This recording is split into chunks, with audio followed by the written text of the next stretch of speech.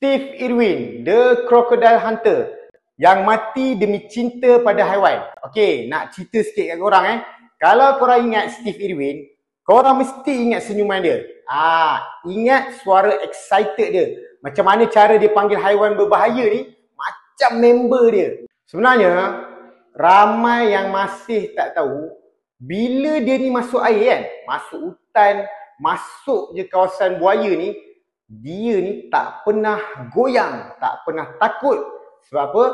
Dia takut kalau ham dia jatuh pada haiwan tu. So, inilah kisah seorang legenda yang bukan pergi sebab kebodohan, tapi sebab cinta. Dia tak kejar bahaya. Ni, bahaya yang datang cari dia. Okey, Steve Irwin ni sebenarnya, dia ni lahir di Australia.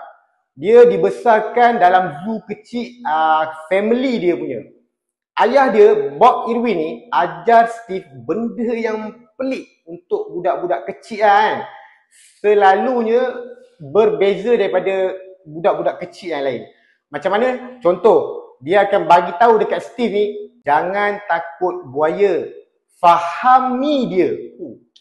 So, sejak umur 6 tahun, Steve ni dah tolong bapak dia ni tangkap ular berbisa. Bila dia dah umur 9 tahun, dia pertama kali tangkap buaya liar.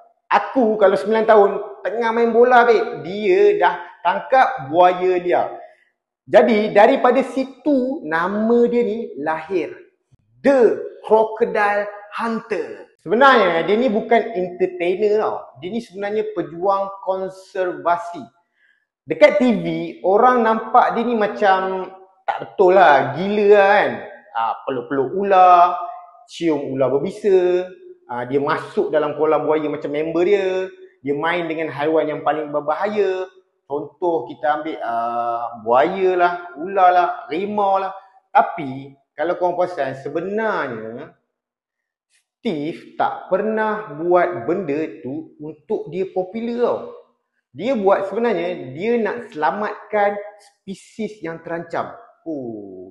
Ada sebab musabab yang baik dalam cerita harian dia. So, kalau korang perasan, setiap episod, setiap aksi dia, setiap risiko, semuanya tu dia buat untuk orang sayangkan haiwan yang di dunia ni orang selalu benci. Dia nak buat macam mana cerita dia ni? Dia nak bagi orang sukakan ular contoh, sukakan buaya.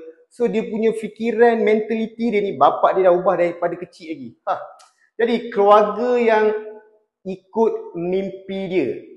So Steve dia jumpa cinta hidup dia ni, Terry Irwin ni diorang ni kahwin, lepas tu diorang ni dapat 2 orang anak, Bindi Irwin dengan Robert Irwin.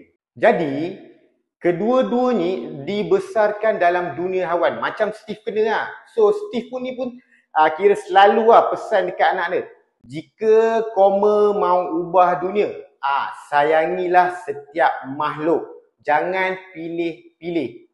So, tragedi hari yang tak dijangka.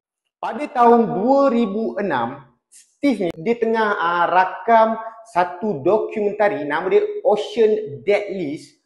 Hari tu keadaan laut tak sesuai sebenarnya nak buat cerita ni. Tapi apa yang Steve cakap dekat kru-kru tau, dia cakap, tak apa, kita buat rakaman tambahan untuk anak-anak. Jadi apa yang dia buat, dia berenang dekat dasar laut, dekat dengan seekor stingray yang kita panggil ikan pari. So stingray ni dia sejenis ikan pari yang biasanya sangat tenang, tak menyerang orang, relax. Tapi yang peliknya, hari tu haiwan ni terkejut. Ekor dia naik dan spine tajam pari tu tikam dada Steve ratusan kali dalam beberapa saat. Dia cuba ditarik keluar oleh kru-kru. Steve tengok cameraman dia dan itu perkataan yang terakhir yang disebut ni sebenarnya apa tau? Don't worry about me, I'm gone. Don't worry about me, I'm gone. Steve Irwin meninggal pada umur 44 tahun. Jadi guys, kematian dia ni telah menggegarkan satu dunia. Tapi mesej dia cakap yang dia ni tak mati. Zoo Australia yang dia bina masih hidup. Anak-anak dia sambung kerja yang dia buat sebelum ni.